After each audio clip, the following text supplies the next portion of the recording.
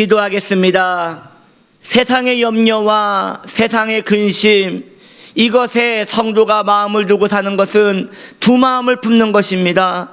한 마음 되게 하소서. 오직 예수 그리스도를 사랑함에 마음이 붕덩 빠져 그 은혜 안에 살 수 있도록 우리의 중심을 붙들어 주옵소서. 예수님의 이름으로 기도드립니다. 아멘. 하나님 말씀 출애굽기 6장 3절 말씀입니다. 내가 아브라함과 이삭과 야곱에게 전능의 하나님으로 나타났으나 나의 이름을 여호와로는 그들에게 알리지 아니하였고. 아멘. 오늘 말씀의 제목은 언약의 하나님, 언약의 하나님입니다. 오늘 본문에 보면 하나님께서 아브라함과 이삭과 야곱에게는 여호와라는 이름을 알려주지 않으셨다라고 말씀하고 있습니다. 그러나 이건 매우 난해한 구절이 아닐 수 없습니다.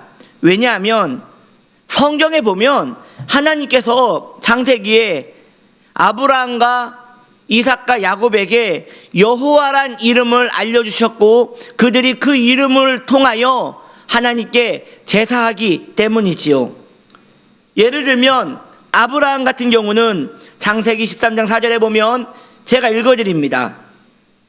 그가 처음으로 제단을 쌓은 곳이라 그가 거기서 여호와 이름을 불렀더라. 보십시오. 또 창세기 26장 25절에 보면 이삭도 그렇게 부릅니다. 이삭이 그곳에 제단을 쌓고 여호와의 이름을 부르며 라고 말하고 있고요. 또 야곱도 여호와 이름을 부릅니다. 창세기 32장 9절에 보면 야곱이 또 이르되 내 조부의 아브라함의 하나님, 내 아버지 이삭의 하나님 여호와여라고 부른단 말이죠. 그래서 이 구절이 난해하다는 것입니다. 분명 모세에게는 하나님께서 말씀하시기를 내가 아브라함과 이삭과 야곱에게는 여호와이라는 이름을 알려주지 않았으나 너에게는 알려준다라고 했다는 것이죠. 이렇게 방금 제가 말씀드린 대로 아브라함과 이삭과 야곱은 이렇게 여호와 이름을 알았고 여호와 이름 앞에 나아갔습니다. 그렇다면 왜 하나님께서는 모세에게 이렇게 말씀하신 걸까요? 우린 여기에서 여호와라는 이름보다 그 이름의 성격을 알아서 이 말씀을 해석해야 할 것입니다. 여호와란 이름은 언약이 강조될 때에 사용되던 하나님의 성어입니다. 즉 여호와란 이름이 쓰여지는 게 중요한 게 아니라 그 여호와란 이름이 언제 쓰여졌느냐, 그 이름이 쓰여질 때에 하나님의 목적과 하나님께서 일하시는 그 배경이 어찌 되느냐, 이것을 바라보고 그 안경을 보고 쓰고 이 부분을 읽어야지 이해가 된다는 것이에요. 아브라함과 이삭과 야곱에게 하나님께서는 전능하신 하나님, 즉 엘로힘의 하나님으로 나타나셨습니다. 그들은 가나안의 털을 닦는 역할을 하였기에 보여지는 하나님, 즉 체험되는 하나님으로 만나주신 것이지요. 말 그대로 아직 이방인의 물이 몸에 떠들어 있었기 때문에 그들은 뭔가 사상을 붙들고 말씀을 붙들고 나아가기보다는 보여지고 능력의 하나님, 다른 신보다 더 강한 하나님으로 그들이 체험할 수밖에 없는 신앙의 수준이었다는 것입니다. 그러나 모세에게는 언약의 하나님으로 나타나십니다. 즉 여호와 하나님으로 나타나신 것이지요. 즉 아브라함, 이삭, 야곱에게도 여호와라는 이름을 쓰셨지만 그때는 약속의 하나님, 언약의 하나님으로 그들에게 접근하신 게 아니라 그들을 하나님께서는 전능의 하나님으로 만나주셨고 모세에게는 동일하게 여호와라는 이름을 사용하셨지만 그 여호와라는 이름에 걸맞게 언약의 하나님으로, 약속의 하나님으로 모세에게 다가가 만나 주셨다는 것입니다. 성도에게는 능력의 하나님도 필요하고 언약의 하나님도 필요하지요. 중요한 것은 우리가 하나님을 얼마나 신뢰하고 섬기고 있는가입니다. 하나님은 사람이 아니십니다. 우리가 그분 앞에 마음이 온전하다면 하나님은 우리를 약속대로 끝까지 지도하시는 분이십니다. 신앙생활의 끝이 결국 언약에 있고 신앙생활의 끝이 하나님의 말씀에 신뢰에 있다는 것은 우리가 잘 알고 있습니다. 그러므로 우리의 삶에 기적이 필요할 때도 있지요. 그러나 그 기적은 결국 하나님을 신뢰하기 위함이 아니겠습니까? 우리의 삶에 기도의 간구와 응답도 필요하지요. 즉 엘로힘의 하나님이 필요하지요. 그런데 그것은 기적의 하나님, 능력의 하나님으로 남는 것이 아니라 언약의 하나님으로 가기 위한 언약의 하나님을 찾고자 가는 그 길목에 있는 하나의 과정일 뿐이라는 것입니다.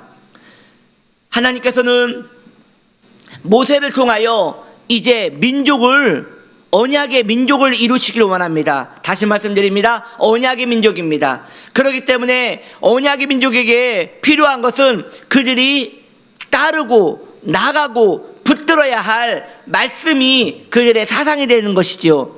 하나님은 눈에 보이시지 않습니다. 눈에 보이는 하나님이 아니시기에 그들은 붙잡고 바라보고 따라갈 것이 필요한데 그것이 바로 하나님의 말씀이고 언약인 것이지요. 이방인들은 눈에 보여지는 것을 따라갔습니다. 그래서 송아지를 하나님으로 섬겼고 그리고 그들은 바알세불을 하나님으로 섬겼습니다. 파리 모양을 섬겼고 곡식과 제단 같은 것을 섬겼습니다. 그러나 우리 하나님은 그런 보여지는 하나님이 아니십니다. 말씀하시고 언약을 이루시는 하나님이십니다. 그리고 그것이 그들의 사상이 되어 하나님을 따르게 하려 하심이죠. 결국 오늘날 믿음의 성도도 마찬가지입니다. 우리는 성도지요. 성도는 언약 백성입니다. 누구와 언약한 것입니까? 하나님과 우리가 언약한 것입니다. 그러면 그 언약은 하나님의 입으로 나온 것이니 말씀이 우리의 언약이 되는 것이지요. 말씀이 우리의 언약 되기에 우리는 그 말씀 붙들고 나아가는 것입니다.